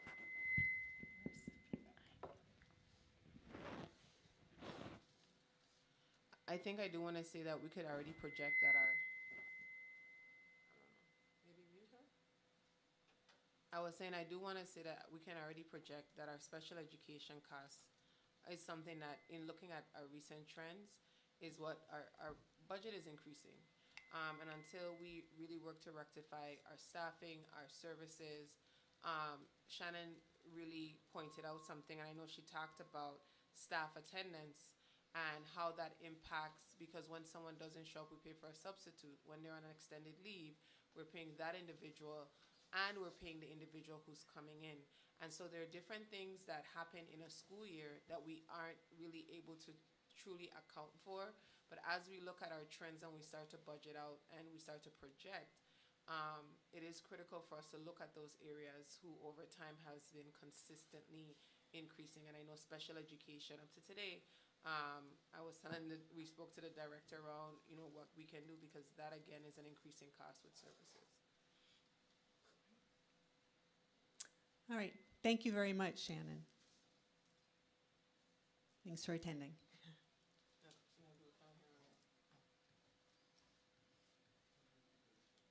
Shannon, you're on mute. Can you repeat? Oh, I just said thank you, and Deb, please send me that follow-up so we can look into it together. Thank you. Great. Thanks so much. All right. So the next item, I handbook review and possible vote. I don't think we can do that tonight. So No, I did okay. not. Director Ortiz did request all of the handbooks. Our employee handbook is still at our attorney for review. And so we have not received that back, and I did not get all of the elementary handbooks in front of schools. So it is my goal to have everything ready for at least our next meeting, to have the handbooks ready for review. That'd be great. And of course, they're lengthy, so please send them out to us, even before the meeting is posted, if they're available, so we have the time. Yeah. All right. Data chats. So just to tell the committee, I will be attending all three. I don't think anyone else was available. Bridget is going to one at the region. So, and I wonder if the superintendent would like just to tell the public what these data chats you have. Yeah. Sure. Is that Michael?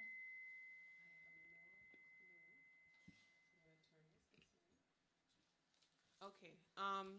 So in terms of instructional leadership, you have to understand and see where your school is, what's happening. And so we're engaging the school leaders in presenting their data for the beginning of the school year.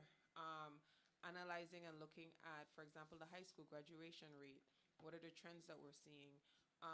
Looking at student achievement data, delving into what is our student attendance, and looking at trends to project out. Also looking at their school improvement plans and creating the goals around what is it that you kind of want to push your school and your school community towards. And then this is the beginning of the year. We'll have a middle of the year and an end of the year.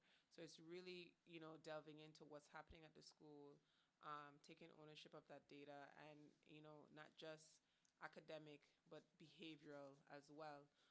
Looking at the number of bullying reports and how those are addressed. So it's really a deep dive into what's happening at the school setting. There is a schedule change.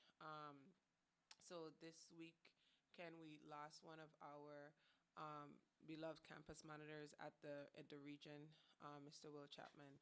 His homegoing service will be on Friday morning, this September 20th. So we will be rescheduling the high school, and I will send the updated schedule out after this meeting this evening. But it's an opportunity to engage with the schools around what are we seeing to develop the whole child. Sounds wonderful. I'm looking forward to it. I don't know if you have any update for us on the sixth grade move. We haven't talked about that since you've come on board, so maybe you have questions for us about what. Anyway, take it away. What would you like to tell us or hear from us? I say this with a smile.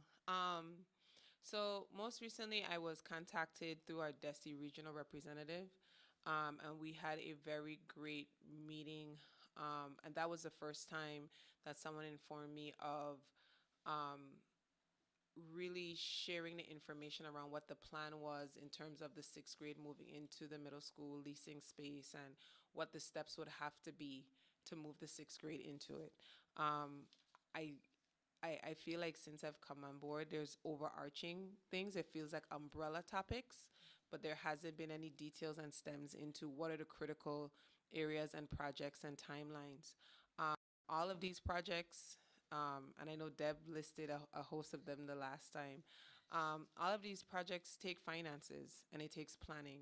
I have not found an initial plan in terms of the sixth grade move. What I would want from the committee, and I'm going to ask this for all committees, is actually I need to know what the committee priorities are in terms of these projects, what was actually started. I think those are critical steps that were missed in my inception. And I know I'm still in my entry, but that's one of the reasons the entry plan was pushed back, because honestly and truly, I feel like there are a lot of expectations, but I need us to be clear on where things are in the process. So I know I saw an email that was sent to the region around from a community stakeholder that shared the facilities plan and a study that was done in terms of the high school and the capacity of if the high school, the middle school, and the different areas of the region, with the plan for the new school to be K-5.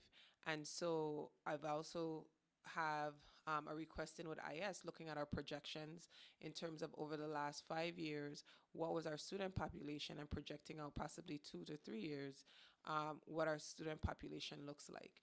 So we need to look at the fact that our current programming may not be able to be housed in a new school, and what would be the proper placing for our current programming. What would it take to fund the expansion of programs?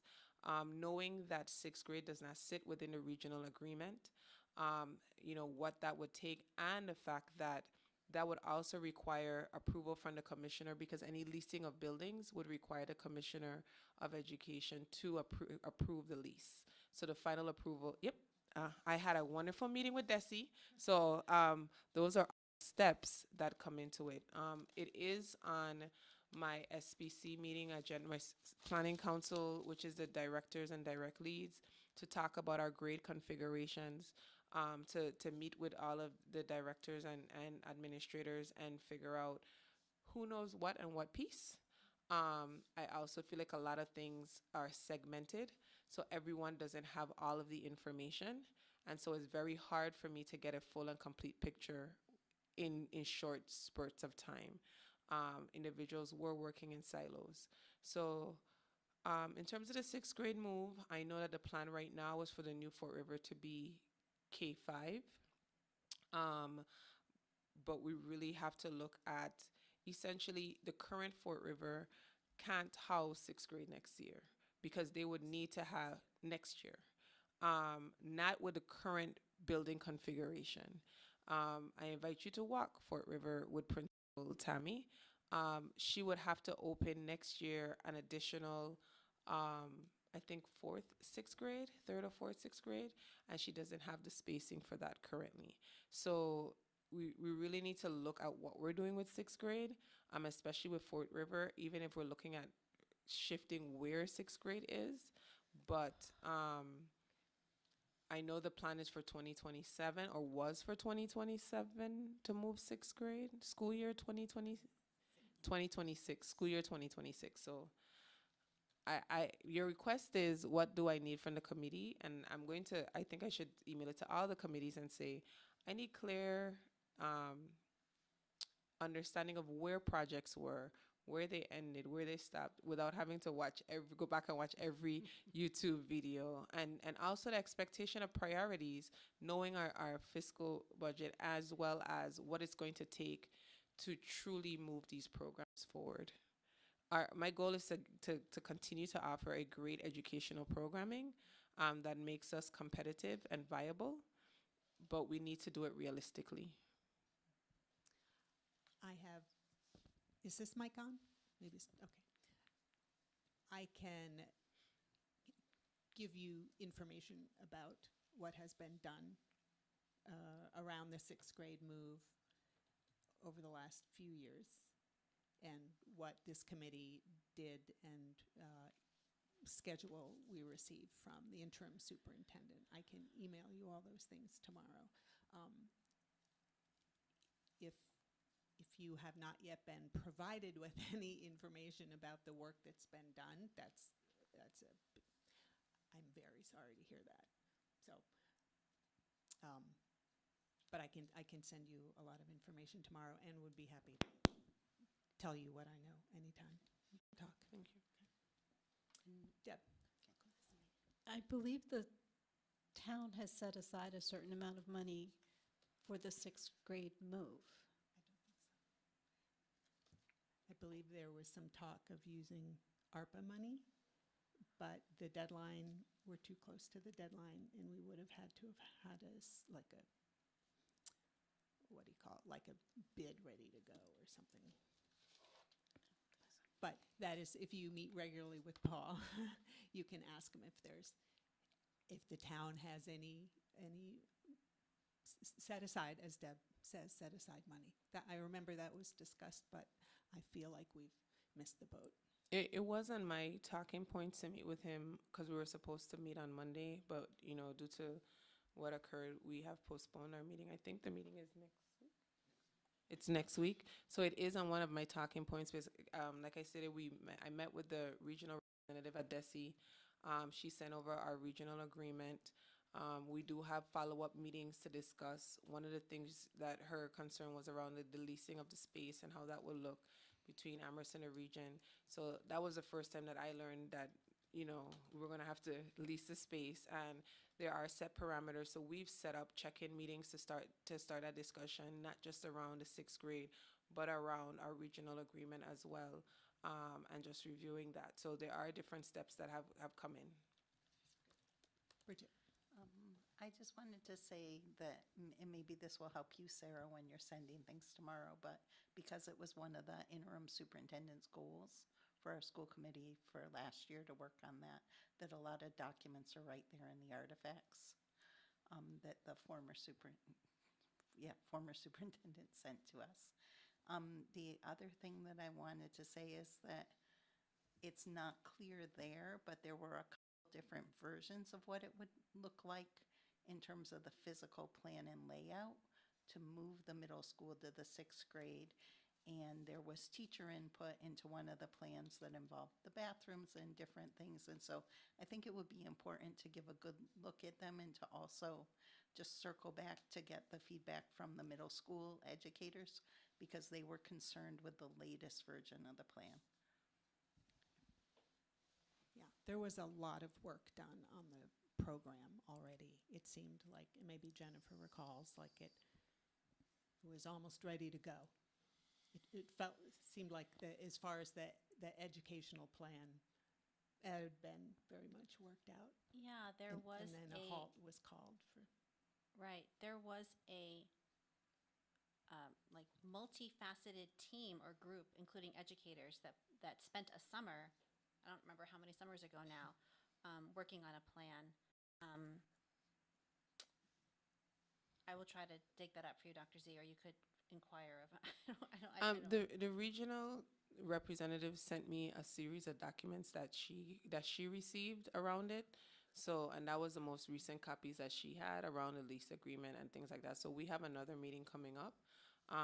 And then Shannon and I met with her around the different parts of the agreement. And her inquiry was on the 6th grade move.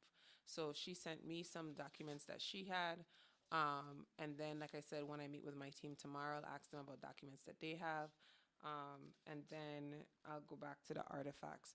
But I do think that as a school committee, being that my role is to execute the educational plan and implement, I do need there to be clarity on, so that I know when I'm presenting, that I'm giving you the full and accurate picture based on your expectations, but also that I know what the priorities are and I'm able to give you adequate information.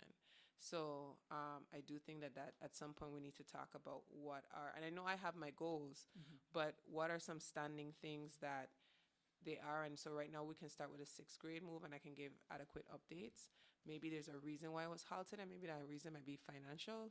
Like I said, I found out when I met with her that the final approval of leasing of space comes through the commissioner. So, we would have to submit that timeline and the final lease and all of those things to DESE in a orderly fashion and time, because then the move won't even be able to take place. So there's a series of things that would need to come into the timeline.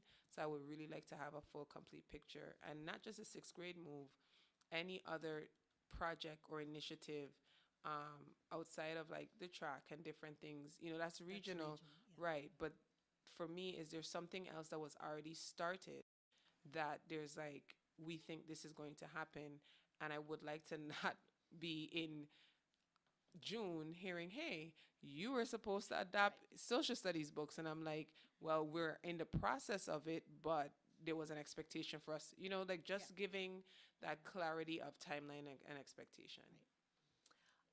Right. Well, the 6th grade move, because is one of them. I would say at some point, but this is less than, I don't think this committee needs to drive this so much. The planning for consolidating the Fort River and Wildwood schools, which last I heard, the intent is still to open in the fall or August of 2026. So obviously there's work to do there. I would say this committee for much of the year has been concerned about enrollments at the different elementary schools and whether in fact the students could all fit without either having to redistrict or we would have to redistrict eventually because we're going from 2 schools to 1, but we wouldn't want to have to redistrict more than once, and that's always a matter of great concern to the public, so that isn't something we can just spring on people. So I have to say I'm alarmed to hear that you think Fort River cannot accommodate all its students. I think we were recently told by your predecessor that it would be crowded, but it can all fit. And so obviously that needs to be worked out. And I don't know if the decision about Caminante, what happens with Caminantes next year, enters into that, whether to offer a 6th grade. It does. Yeah. Right now, one of the things, And so again, in my one-on-one meetings with the principals, and again as we go through the process, it's going to be a critical part of the data chat as well, looking at student population and having that discussion. I have to say that Tammy knows her numbers, and so for me, one of the things that we've already seen is that the conflict in scheduling, Caminantes runs on one schedule versus Fort River, so it's actually like she's running a school within a school, and it causes a little bit of a scheduling conflict. There's also, that's an instructional thing that we need to analyze and look at, and see how we can either align the schedule so that it doesn't feel like there's two separate programs running under one principal. And then also looking at what we would need to do to make sure that if we are unable to move the sixth grade next year, that the sixth graders who are currently in Fort River can remain in Fort River. And so, again, that takes planning because, like you said, we have to inform parents. We have to talk about those things ahead of time. And to me, January is too late. So that's really why having these data-rich conversations earlier helps to start to build and plan out. Committee members have any other projects or tasks to put on the list of things the superintendent needs to be paying attention to among the myriad other items? Jennifer. Oh, goodness gracious. Microphone evening. So I'm going to repeat something that Sarah said, which is about redistricting. I think my understanding is that we will need to redistrict when the new school opens, and that I feel like this is not widely known because we talk about the new school as replacing Wildwood and Fort River, but the fact is that some families currently at Wildwood and Fort River will not be districted to the new school just because of the number of students that the new school will be able to take. So I don't think that's something that's widely known. So like, as Sarah said, like it's an important thing to discuss, and the earlier we can discuss it, the better. And even though we can't necessarily do the redistricting now, we can at least start the conversation and maybe even like start doing some modeling about redistricting, like with our current population, and think about what that's going to look like in that year. So I think that's going to be important. The bathrooms seem to be a big topic of interest with sixth graders moving to the middle school. Which bathrooms will they use? Which bathrooms will seventh and eighth graders use? I don't know if this is like an Amherst School Committee issue or if it's a regional issue, but I've heard from educators at the middle school and parents. I don't fully understand all of the issues, but like it's a fraught issue. So just putting that on your radar that like we'll need to have a discussion and think about the bathroom situation.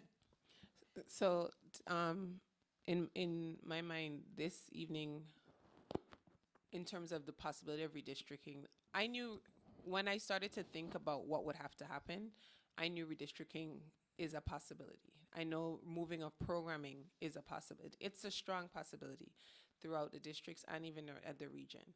So I just didn't know that it was already set that it would have to happen. And that's why I'm saying that we really need to expand on it. And I'm hoping that I can get everything and expand on that. As we delve in, I think that the earlier that we can relay and go through the upset and the shock and awe and share information would be better. I'm kind of surprised that the bathrooms is a hot topic, and the reason being is because, one, most middle school models nationwide are 6-8. You know, there are even models that are 5 through 8. And what you end up seeing is you really don't see a lot of grief or issues in terms of bathroom usage and stuff. So I really would like to see that feedback to see what the concerns are. I think that the idea was for sixth grade to be an academy within the middle school because it still would not be a part of the region, so it could not join the 6 to 8. So I'm guessing until I get to delve into the feedback and concerns, that would be it. But the bathrooms setting, I know we even have like 7-12 schools in Massachusetts, you know, so I don't know, but I would really like to see the feedback on that to see what the driving concerns were. Deb. How many classrooms short is Fort River? I'm not quite sure. Probably one or two, but I can get that number for you. Right now, Fort River runs 4 lunch periods. 4. And so and it's to the point where they have literally created spaces. If you go to Wildwood, which has the same layout as Fort River, you notice that Wildwood has 2 of their lunchroom spaces, but Fort River, I believe, only has 1 or partially of part, like 1.5. Because they have literally over time thrown up walls to create classrooms.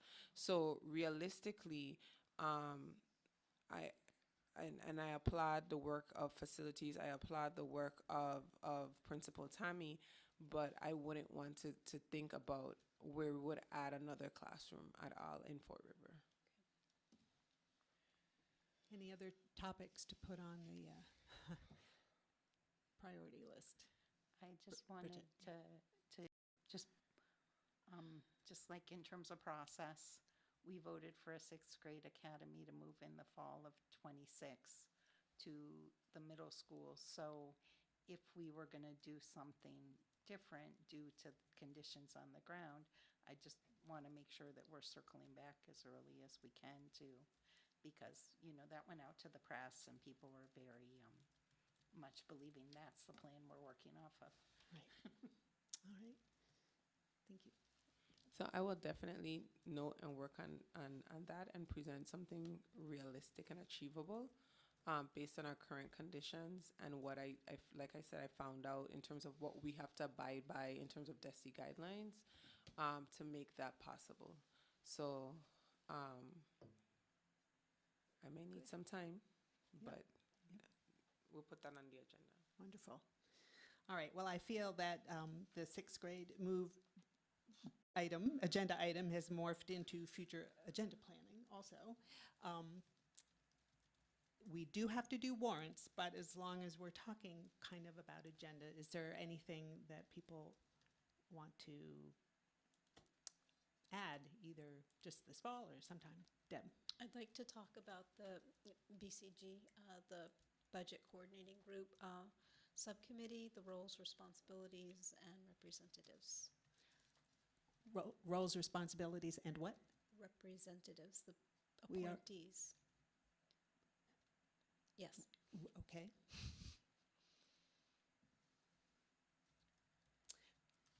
All right. Then Jennifer, why don't you take it away with warrants, which are numerous, I Okay. believe. So I have many warrants because it's been a while since I read them. So all of these are going to include, I, Jennifer, shall authorize by my signature payables in the amount of, so I'm not going to say that multiple times. $790,231.64 dated June 24th. Payroll in the amount of $282,217 also dated June 24th. And $2,811.38 also dated June 24th. And negative $1,128.96 dated June 24th. Moving on. Payables in the amount of $248,416.46 for the warrant dated June 21st. This includes general fund expenses of $159,354.28, revolving fund expenses of $10,242.94, grant fund expenses of $57,411.82, and capital fund expenses of $21,407.42.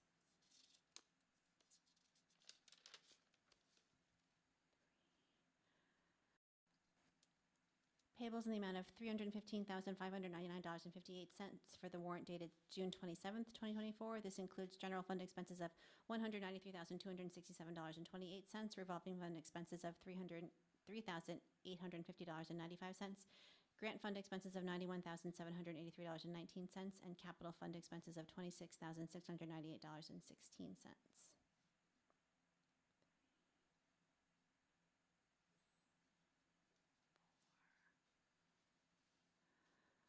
Payables in the amount of $315,599.58 for the warrant dated June 27th.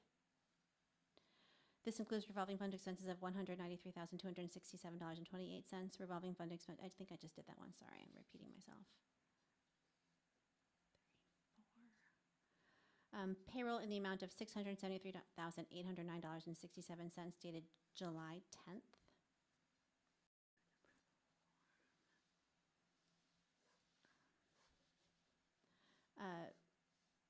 Payables in the amount of negative $202,460.56 dated June 10th. Payroll in the amount of $2,887.81 dated June 10th. Payables in the amount of $927,248.10 for the warrant dated June 28th, 2024. This includes general fund expenses of $847,729.67, revolving fund expenses of $140.72, grant fund expenses of $70,529.18, and capital fund expenses of $8,548.53, and gift fund expenses of $300.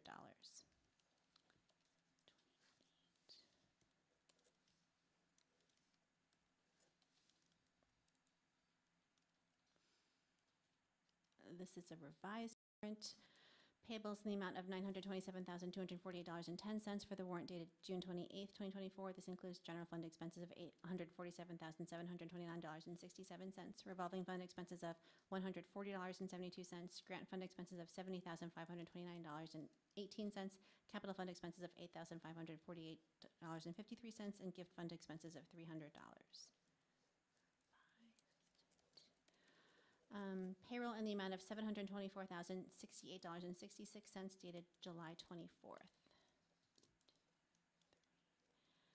Payroll in the amount of $7,556.25 dated July 24th.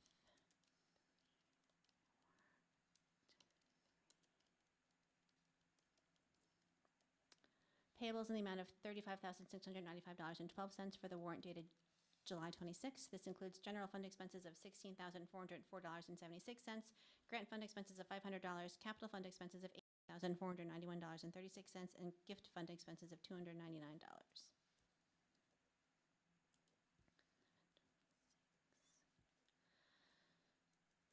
Payroll in the amount of $682,304.99 dated August 7th.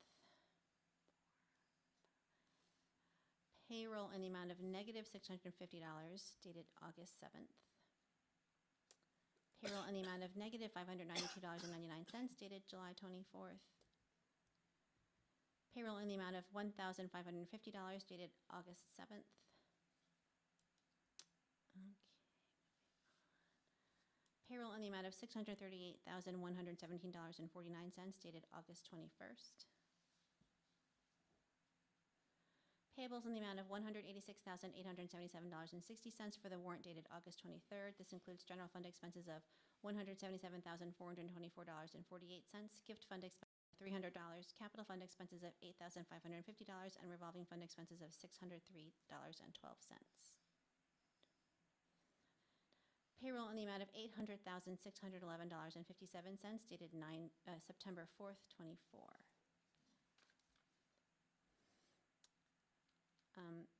Wildwood Student Activities Transfer Request in the amount of $1,500 for the transfer dated September 3rd.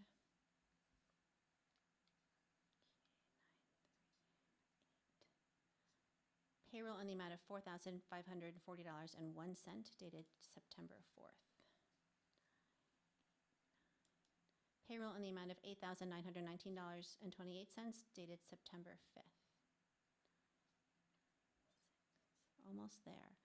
Payables in the amount of $95,455.31 for the warrant dated September 6th. This includes general fund expenses of $80,581.18, gift fund expenses of $352.32, capital fund expenses of $2,460.51, revolving fund expenses of $11,605.30, and grant fund expenses of $500.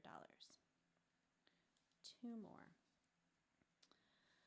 Payables in the amount of $61,914 for the warrant dated August 9th. This includes grant fund expenses of $53,724.16, grant fund expenses of $3,086.71, capital fund expenses of $5,013.05, revolving fund expenses of $15.08, and other funds $75 in petty cash. And a last one. Payroll in the amount of, sorry, I'm missing commas, $830,679.15 dated September 18th. Thank you, I'm done. That was a mouthful. Thank you. That concludes our business for the evening. So may I have a motion to adjourn? I move we adjourn. Is there a second? Second. Thank you. All in favor, raise your hands. We're adjourned. Thank you. Thank you, Amherst Media.